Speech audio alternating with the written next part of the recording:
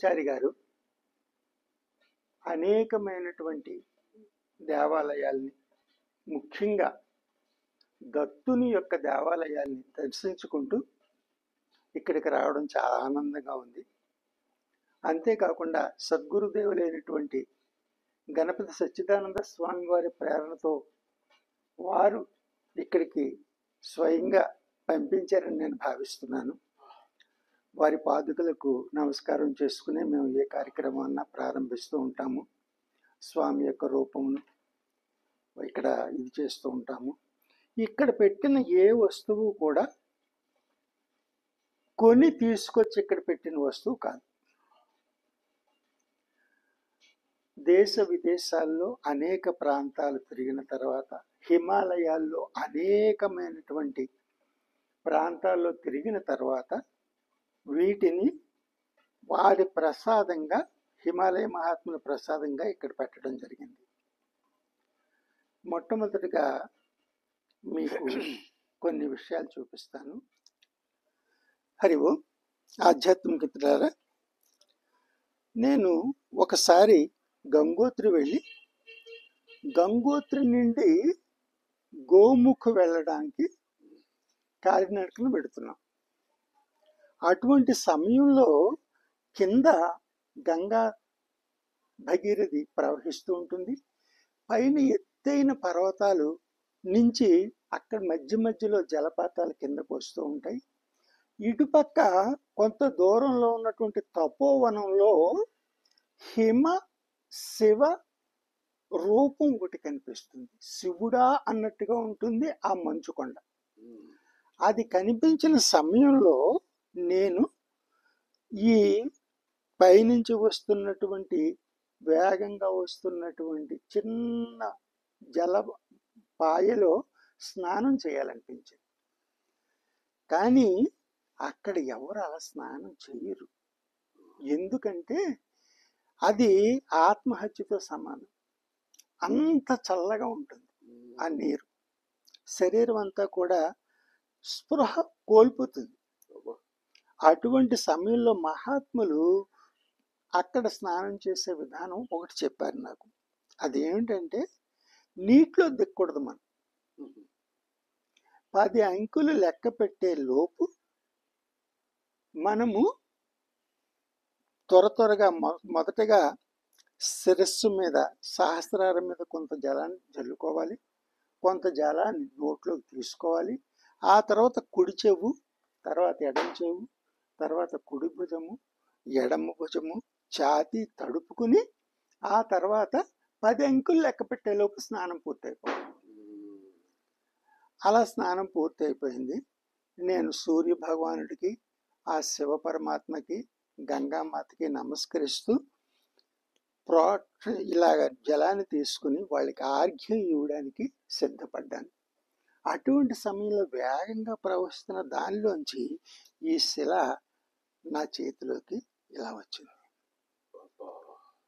ఇలా వచ్చేటప్పటికి నేను ఇంత శిలను చేతిలోకి వచ్చేసరికి విడిచి వదిలేద్దాం అనుకుంటున్నాను. అటువంటి సమయంలో ఒక మహాత్ముడు హిమాలయ ప్రసాదాన్ని చేజారనివ్వకు అని పహాడీ భాషలో చెప్పారు. అప్పుడు నేను పైకి వచ్చి కూర్చుని ఆయనతోటి కొంత సత్సంగం చేశాను. ఆయన చెప్పింది ఏంటంటే, ఇది చూసి నీవు కైలాస మానస సరోవర యాత్రకు వెడతావు. దానికి ఈ రకంగా ఇది సూచనగా ఇది లభించింది అని చెప్పారు. అప్పటికి ఇంకా వెళ్ళలేదు. అప్పటికి వెళ్ళలేదు. అప్పటికి కైలాస మానస సరోవరం వెళ్ళలేదు. ఇలాగ మీ గురువు గారు అనుమతి ఇచ్చారు కాబట్టి నీకు కంపల్సరిగా వెళ్ళే అవకాశం ఉంటుంది అని చెప్పారు. తర్వాత 4 సంవత్సరాల తర్వాత నేను కైలాస మానస సరోవరం వెళ్ళాను. అది కూడా నా మిత్రుడైనటువంటి వేదానంద బాబాతో కలిసి వెళ్ళాను. అక్కడ యమద్వార్ నుంచి దెహ్రాఫుక్ వెళ్ళేటటువంటి మార్గంలో ఆ రోజు ఎండ బాగా తీవ్రంగా ఉంది. అటు మనకు కనిపించేటటువంటి కైలాస శిఖరము ఇదే రూపంలో ఉంది. అబ్బా, ఆశ్చర్యకరం. ఇదే రూపంలో ఉంది. ఇదే రూపంలో ఉంది. ఇక్కడ ఎలాగైతే తెల్ల గీతలు ఉన్నాయో అక్కడ మంచు కూడా అలా ప్రతిమాని చోట్ల కరిగిపోయింది, ఇక్కడ మాత్రం కరగలేదు, అలాగే ఉంది. నాకు ఎంత అద్భుతమైనటువంటి అనుభూతి అంటే వచ్చింది మానస సౌరభం. అది ఆ రకంగా ఇది జరిగింది. ఇక కైలాస మానస సరోవరంలో స్నానం చేసేటప్పుడు మనము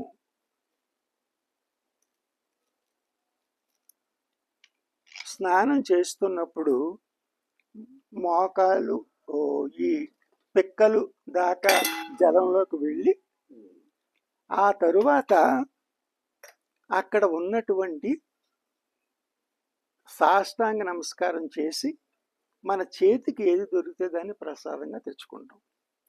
అక్కడ నాకు ఈ రూపం దర్శనమైంది. దీనిలో ప్రణవము ఉంది, గణపతి రూపము కూడా మీకు దర్శనం అవుతుంది. కనిపిస్తున్నదండి, గణపతి రూపం కనిపిస్తున్నది, ఆకారం ఉంది. ఆది ప్రణవనాదం కూడా దీని మధ్యలో అంతర్లీనంగా ఉంటుంది, ఓంకారం. అది కూడా గురు పౌర్ణమి ఘడియలు ఉండగా ఇవన్నీ జరిగింది. అదొక విచిత్రం. అంత అద్భుతమైనటువంటి ఇది జరిగింది. అలాగే మరొకసారి నేను నిర్గుణ చైతన్యానంద అనేటటువంటి ఒక మహాత్ముని కలిశాను. మంది పవిత్ర భారతదేశంలో మహాత్ములు ప్రతి ప్రాంతంలోనూ ఉన్నారు. కొద్దిమంది ప్రత్యక్షంగా కనిపిస్తూ ఉంటారు, ప్రచారంలో ఉంటారు, కొద్దిమంది అజ్ఞాతంగా ఉంటారు, ప్రతి చోట ఉంటారు. ఆయన యొక్క ఇదేంటంటే రమణ మహర్షి తత్వాన్ని ప్రశ్నల ద్వారా మన చేతే చెప్పిస్తుంటాడు. మహా అద్భుతంగా ఉంటుంది. మనకు తెలియదు, మనకి తెలియని దాన్ని కూడా అలాగే చేస్తూ ఉంటారు. ఆయన ఏం చేశారంటే శివరాత్రి రోజున రమ్మని పిలిచారు. ఆయన శిష్యులతోటి కాకినాడ ప్రాంతంలో ఒక పెద్ద హాల్ తీసుకుని 40 హోమగుండాలు పెట్టి అక్కడ ఆయన శివరాత్రి రోజు తన శిష్యుల చేత హోమాలు చేయిస్తున్నారు. వాళ్ళందరూ పట్టుబట్టలు కట్టుకున్నారు. నేను పెద్దగా ఈ నియమాలు ఏం పాటించను, మామూలు కుర్తా ఏదో వేసుకుని నేను వెళ్ళాను. వెళ్ళేసరికి దత్తా స్వామి నువ్వు కూడా చెయ్యన్నాడు. ఏమిటి మీ శిష్యులు ఒక పద్ధతిగా చేస్తున్నారు, నేను ఏం పాటించను, నేను చేస్తే బాగుంటుంది, వాళ్ళకి ఇబ్బందిగా ఉంటుందంటే నీకు ఆ నియమాలు ఏం అక్కర్లేదు, నువ్వు కూర్చొని చెయ్యన్నాడు. అక్కడ చేస్తున్నాం, ఒక్కొక్క ఇది జరుగుతుంది. ఆ సమయంలో అక్కడ జరుగుతున్నది ఒక్కొక్క హోమం జరుగుతుంది. గాయత్రి హోమము, మృత్యుంజయ హోమం, వరుసగా దత్త హోమం, వరుసగా అన్ని జరుగుతున్నాయి. అప్పుడు అక్కడ నేను కూర్చుని చేసేటప్పుడు గాయత్రి ఇది జరుగుతుంది. నాకు లోపల నా గురు మంత్రం నడుస్తుంది. అదే సమయంలో సడన్ గా గిరినార్లో ప్రతి సోమవారము ప్రత్యక్షంగా ఏ దత్తుడైతే దర్శనమిస్తాడో హోమగుండంలో అక్కడ సోమవారం సమిధులు వేస్తారు. అగ్ని ముట్టించవలసిన పని లేదు, వాటికి అవే రగులుతాయి. ఆ ఇదిలో నీకు దత్తుడి దర్శనం అవుతుంది. ఆయన నాకు ఈ భావం ఎప్పుడైతే వచ్చిందో ఆ మహాత్ముడు గబగబా వచ్చి ఆ హోమగుండంలో ఇలా చేయి పెట్టి దీన్ని తీసి నా చేతుల్లో పెట్టాడు. ఇది వారు ఇచ్చినటువంటి గిరినార్లో పర్వతం మీద మనం ఇది చేస్తున్నప్పుడు ఈ రకంగా దీన్ని అంటే మన భావాన్ని వాళ్ళు చదివి తెలుసుకోగలరు. అది ఆ ప్రసాదంగా వారు ఇవ్వడం అనేది మహా అద్భుతం మీ దగ్గరికి వచ్చి ఇప్పించిండు అనేటటువంటి అక్కడికి దత్తగిరి వెళ్ళినప్పుడు కూడా నేను ఈ దత్తపాదుకులు కూడా తీసుకెళ్తాను. దత్తపాదుకులు తీసుకెళ్ళి పైకి వెళ్ళినప్పుడు వీటిని దగ్గర పెట్టుకుని ఆ హోమగుండం దగ్గర దర్శనం చేసుకుని పైకి మెట్లకి, అప్పుడు నేను వెళ్ళినప్పుడు మెట్లు ఇవి లేవు, ఇప్పుడు రోప్వే కూడా వచ్చేసింది. అప్పుడు తాడు కట్టేవారు, ఈ తాడు పట్టుకుని నెమ్మదిగా పైకి ఎక్కి అక్కడ కూర్చుని వాళ్ళం. అక్కడ కూర్చుని నేను దత్తస్తవము, ఈ ఇటువంటివి నేను చదువుతున్నాను. చదువుతూ ఉంటే ఆయన ఆనందపడి ఈ దత్తపాదుకలు తీసుకెళ్ళి, పాదుకలు తీసుకెళ్ళి అక్కడ దత్తపాదుకలు పెట్టి దాని దగ్గరికి వచ్చి కూర్చోమన్నారు. కూర్చోమని, ఈ రాత్రి ఇక్కడ నువ్వు నిద్ర చేయన్నారు. ఆ రాత్రి నిజంగా సాక్షాత్తు దత్తుని యొక్క దర్శనం అవుతుంది గిర్నార్లో. అది స్వప్న దర్శనమా, సాక్షాత్ దర్శనమా, లేదా ఏదన్నా అవధూత రూపంలో వచ్చి దర్శనమా అనేది మాత్రం వారి వారి స్థితులను బట్టి ఉంటుంది. అది మనకి మొత్తం మీద మాత్రం అక్కడ చాలా అద్భుతంగా ఉంటుంది. అలాగే మరొక చోట మరొక స్వామీజీ, శివశక్తి స్వామి అంటారు ఆయన ఒకసారి నన్ను పిలిచారు తన దగ్గరికి రమ్మని. కనిపిస్తున్నామా? త్రినేత్రం కనిపిస్తుంది ఇక్కడ? కనిపిస్తుందండి. త్రినేత్రం కనిపిస్తుందా? ఇది తిరుపతి, ఇంకా త్రినేత్రం. ఏ ప్రాంతంలో ఇది? అప్పుడు ఆయన భీమవరంలో ఉన్నారు, తర్వాత వేరే ప్రాంతానికి వెళ్ళారు. ఆయన వయస్సు గురించి చాలా చిత్రంగా చెప్తారు మరి వాళ్ళ శిష్యులు. ఆయనకు చాలా కుర్రాళ్ళలాగే ఉంటాడు, కానీ ఆయనకి చాలా సంవత్సరాలు అని చెప్పేసి అంటూ ఉంటారు. సుధీంద్ర బాబు గారు శిష్యురాలు ఒక ఆమె కాశీ నుంచి ఆయన పిలిస్తే ఈ ప్రాంతానికి వచ్చారు. సుధీంద్ర బాబు గారు తెలుసు కదా, ఇంక ఎంత అద్భుతం అంటే ఇక్కడ ఈ ప్రాంతంలో సజీవంగా ఈ ప్రాంతాల్లో సాధన చేసిన వాళ్ళలో సుధీంద్ర బాబు గారు, తర్వాత మన అటు పాకలపాటి గురువు గారు, వీళ్ళిద్దరూ మహా ఉన్నతమైన స్థాయి, వేరు సామాన్యమైన స్థాయి కాదు. చాలా హిమాలయ గురువులతోటి కనెక్షన్ ఉన్న వాళ్ళలో వీళ్ళు అలాంటి మహాత్ములు.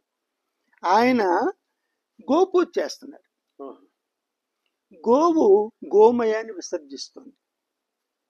అటువంటిప్పుడు చెయ్యి పట్టుకుని దానిలోంచి దీన్ని తీశారు. చూడండి ఇక్కడ నుండి తీసి ఇచ్చారు. ఈ త్రినేత్రం ఉంటుంది ఇక్కడ.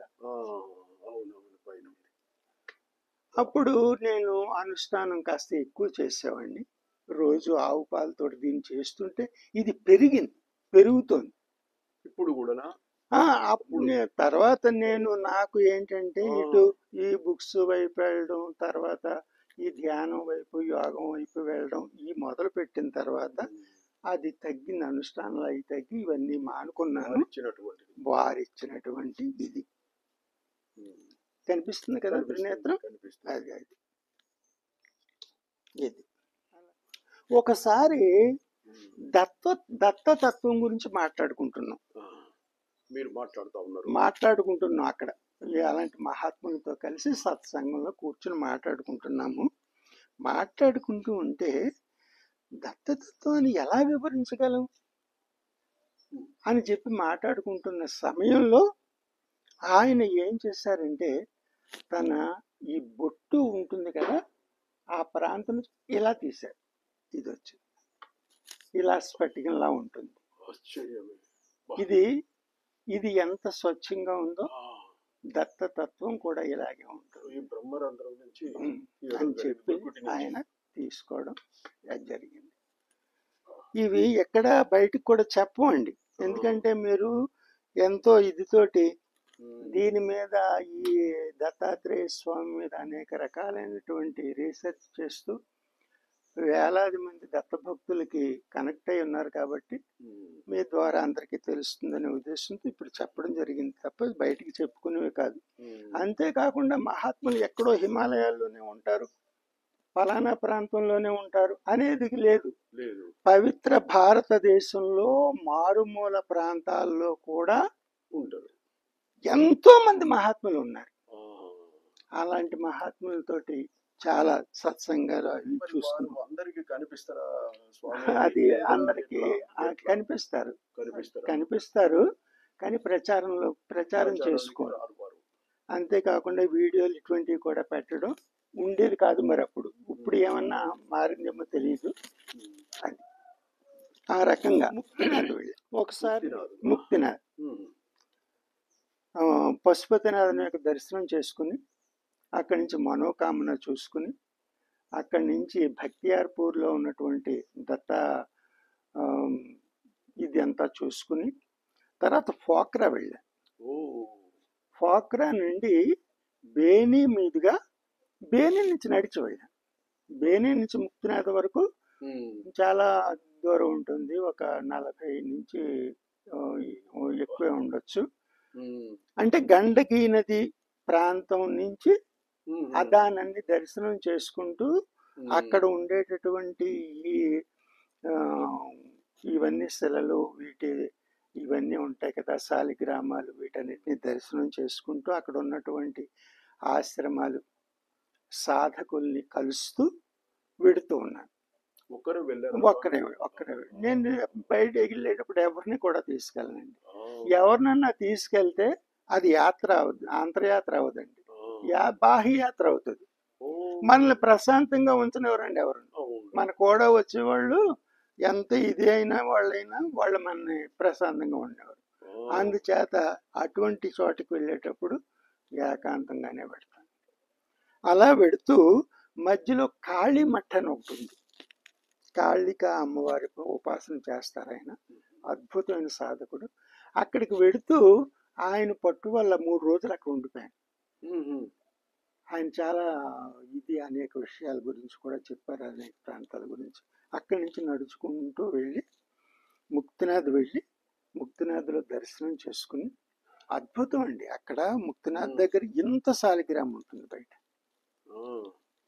అదే ఒక హిమాజలము పైపుల ద్వారా అలాగ 60 పైపులు ఉంటాయి.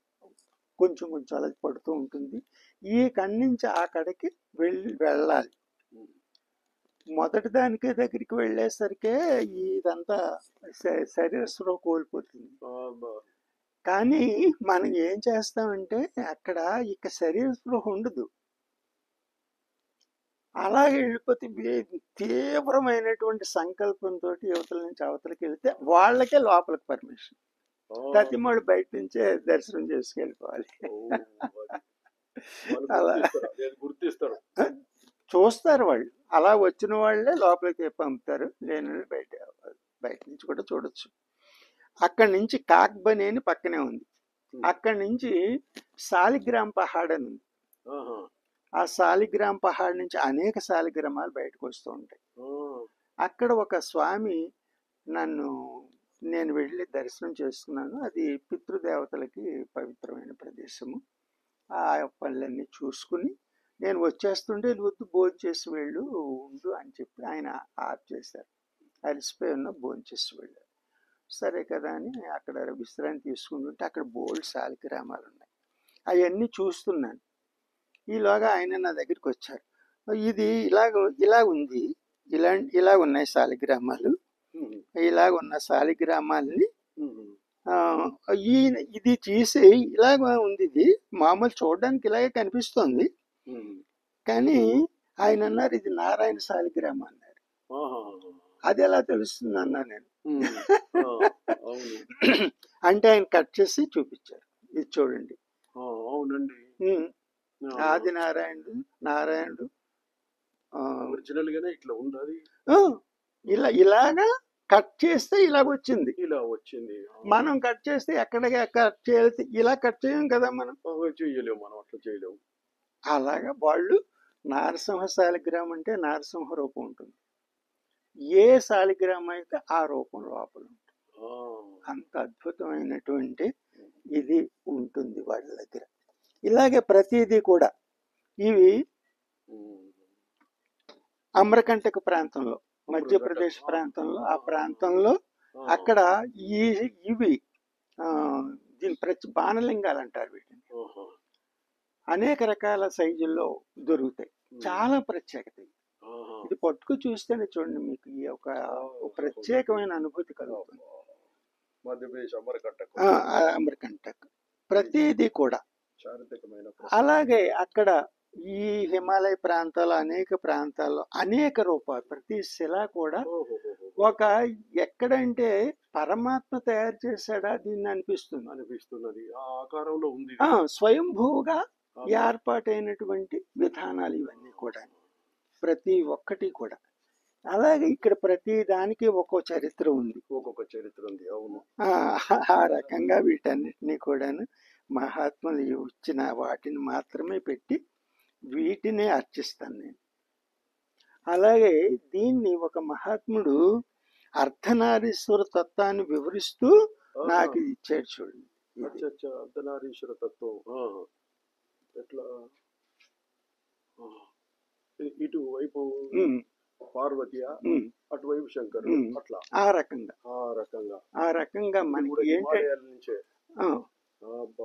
ఇవన్నీ కూడా ఎంత అద్భుతంగా ఉంటాయి చూడండి. ఇక్కడ కూడా మీకు శివుడి రూపం ఉంటుంది, శివుడి రూపం ఉంటుంది, కొన్ని చోట్ల పార్వతి రూపం ఉంటుంది. మనకి స్వయంభూగా దొరికిన వాటిలోనే నిజమైనటువంటి తత్వం మనకి తెలుస్తూ ఉంటుంది. ఆ రకంగా ఇటువన్నీ కూడా వీటినే ఇది చేస్తాం.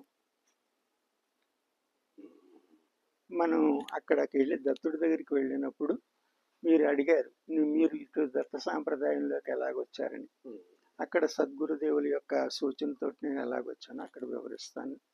అలాగే ఇది శివలింగాన్ని, దీన్ని కూడా ఒక మహాత్ముడు శివుడి రూపాన్ని ఇచ్చి దాన్ని జాగ్రత్తగా చూడండి. అంత ఇది ఎక్కడి నుంచి స్వామి? అక్కడేనా?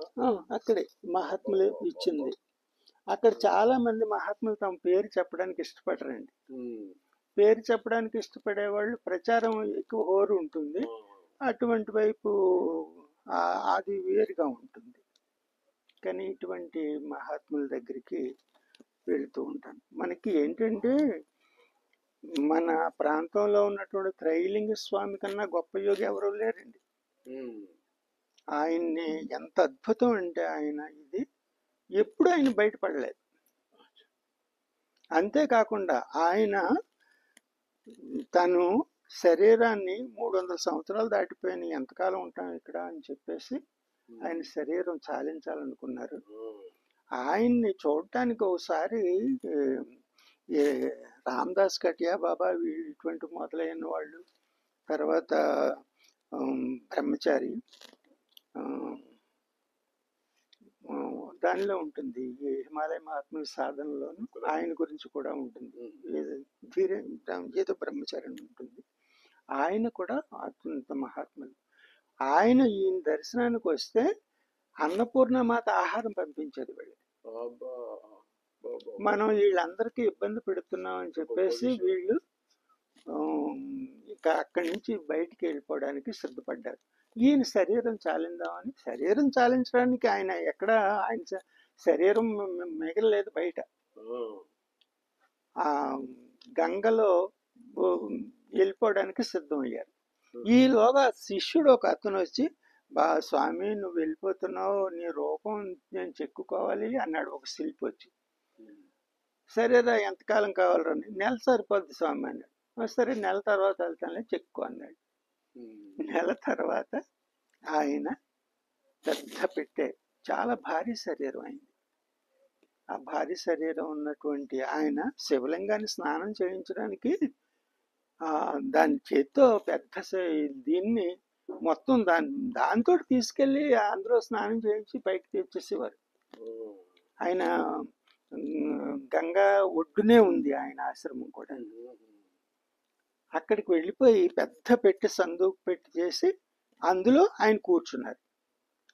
తేలుతూనే ఉంది. అంత బరువైన మనిషి కూర్చుంటే గంగ మీద తేలుతూ ఉంది ఆ పెట్టి, మునగలేదు అంత బరువు ఉన్న. అనేక పెద్ద పెద్ద రాళ్ళు అవి తెచ్చి ఖాళీ ప్రదేశాల్లో పెడితే ఆటి బరువుకి కొంత ఇదైంది. అక్కడి నుంచి అలా వెళ్ళిపోతూ ఉంటే అందరూ భక్తులందరూ ఈ ఘాటుల్లో ఉండి దర్శనం చేస్తుంటే తిన్నగా వెళ్ళి అంతకు పూర్వం మొట్టమొదటిసారిగా ఆయన ఎక్కడ సాధన చేశారో అక్కడికి వెళ్ళాక ములిగింది. పెట్టి మూసేశారు, అక్కడ ములిగింది.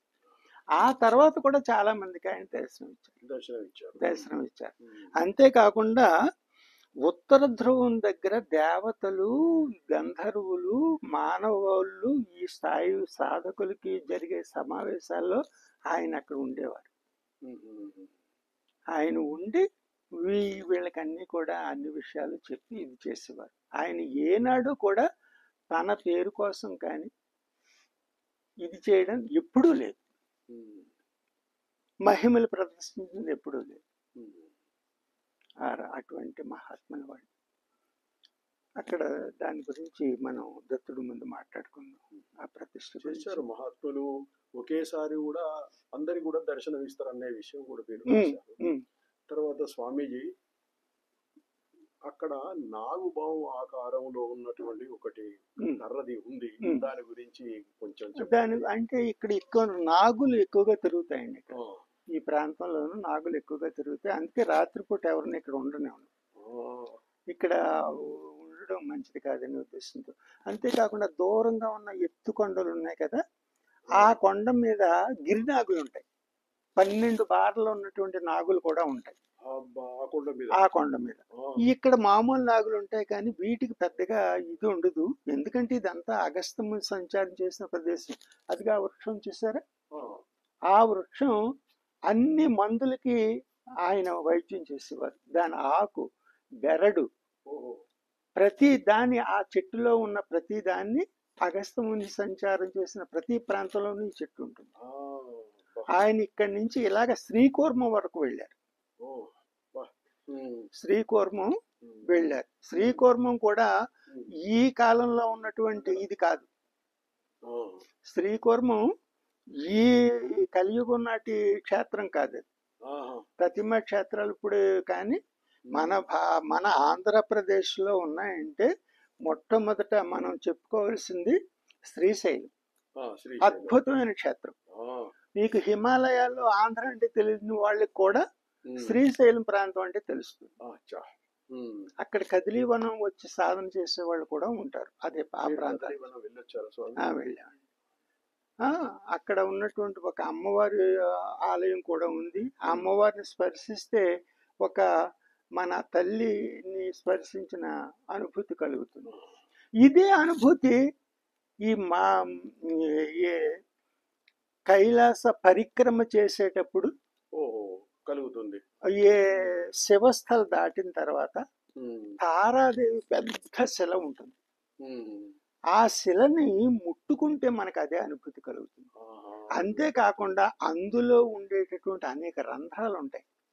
ఆ రంధ్రాల్లో వేలు ఎలా పెడితే ఆ వేలు ఒక నిమిషం అలా ఉంచి మన శరీరంలో ఇలా ఎక్కడన్నా ఇలా తాకిస్తే 2 నిమిషాల వరకు వైబ్రేషన్స్ మనలో పాస్ అవుతాయి. అంత శక్తి ఉంటుంది. అది దాటగానే గౌరీకుండ దగ్గర దత్తాత్రేయ స్వామి దర్శనం కంపల్సరీగా అవుతుంది. అంత అద్భుతమైన ప్రదేశాలు మన ఇదిలో ఉన్నాయి. ఇంకొక విషయం స్వామీజీ, మీరు ఇక్కడ దత్తపీఠాన్ని స్థాపించే ముందు ఋషికేశులో కూడా దత్తాత్రేయ స్వామిని మీరు ప్రతిష్ట చేసినట్టు తెలిసింది. దాని గురించి ఒక 2 మాటలు. దాని గురించి అక్కడ చెప్తానండి. ఎందుకంటే అది స్వామీజీ పంపిన తర్వాత కంటిన్యూషన్ అది అక్కడ వస్తుంది. అక్కడ మనం ఆ తాఫీగా చేసుకుంటాం. జయ గురు దత్త అండి. స్వామి వారు అనేక విషయాలు, అనేక అనుభవాలు, హిమాలయ ప్రాంతాలలో పొందినటువంటి ఒక అనుభూతులను వారు నాకు చెప్పడం నా జీవితం ధన్యమైంది. వారికి హృదయపూర్వకమైనటువంటి ఒక పాద నమస్కారం తెలియజేసుకుంటున్నాను. ఎంతో ఆనందంగా ఉన్నది స్వామి వారు మరి నా ద్వారా ఆ వీడియో మీరు అందరు చూసి ఒక్కసారి ఇవన్నీ విషయాలు నా కళ్ళతోటి నేను చూశాను. హిమాలయాల నుంచి, గంగోత్రి నుంచి, మానస సరోవర్ నుంచి తీసుకొచ్చినటువంటి ఒక ఆనిముత్యాల లాంటి వస్తువులు ఇవి. నేను నా జీవితంలో ఇక్కడ చూడగలిగిన మరి భగవంతుడు, నేను హిమాలయాలకు పోవాలి అనుకున్నాను కానీ ఇక పోలేను. కానీ నాకు ఇక్కడనే దత్తుడు చూయించినట్టు, అక్కడికి వెళ్ళకున్నా కూడా చూయించినట్టు భావిస్తున్నా. నేను అదృష్టవంతుణ్ణి, ఆనందంగా ఉన్నా. మీరు కూడా అదృష్టవంతులు, ఆనందంగా ఉండాలని కోరుకుంటున్నా. ఈ స్వామి వారు ఇంత వాత్సల్యంతో, ఇంత ప్రేమతోటి వీడియో ద్వారా మనకు అందిస్తున్నారు ఈ జ్ఞానాన్ని. ఈ వస్తువులను కళ్ళతోటి చూసి మనం అనుభవించిన వాళ్ళకి తెలుస్తుంది. జయ గురుదత్త. మరొక్కసారి వారికి హృదయపూర్వకమైన ధన్యవాదాలు తెలియజేసుకుంటున్నాను. ఇటీవల శ్రీ శ్రీ శ్రీ పరమ పూజ్య గణపతి సచ్చిదానంద స్వామి వారి శిష్యులు శ్రీ బాలస్వామి వారు చాతుర్మాస దీక్ష పిఠాపురంలో చేయడం జరిగింది. ఆ ఆ సందర్భంగా స్వామి వారిని అక్కడికి రమ్మనడం, వారికి శాల్వాతోటి సన్మానం చేసి వీరి గురించి గుప్తంగా ఉన్నారు వీరు అని చెప్పి అక్కడ మాటలు చెప్పినట్టు నాకు తెలిసింది. మరి బాలస్వామి వారు మహా జ్ఞానవంతులు.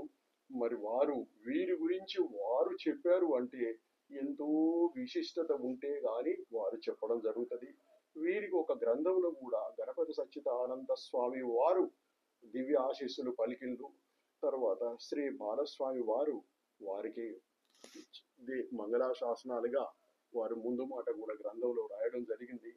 వారు పెద్ద మహాత్ములండి. ఒక గ్రంథానికి రాసే అవకాశం దొరికిందంటే మనం ఎంత అదృష్టవంతులం. మనం చదువుకునే అవకాశం దొరికినందుకు మనం కూడా అదృష్టవంతులమే. కాబట్టి చాలా విషయాలు చెప్పారు. నేను రావడం భగవంతుడే, దత్తుడే నన్ను ఇక్కడికి పంపించారు, వారిని దర్శనం చేయించారు. నాకు ఆనందంగా ఉన్నది. నేను కృతజ్ఞతల కంటే ఎక్కువ ఏమీ ఇచ్చుకోలేను, రుణపడి ఉన్న. సాష్టాంగ నమస్కారాలు, దండనాలు.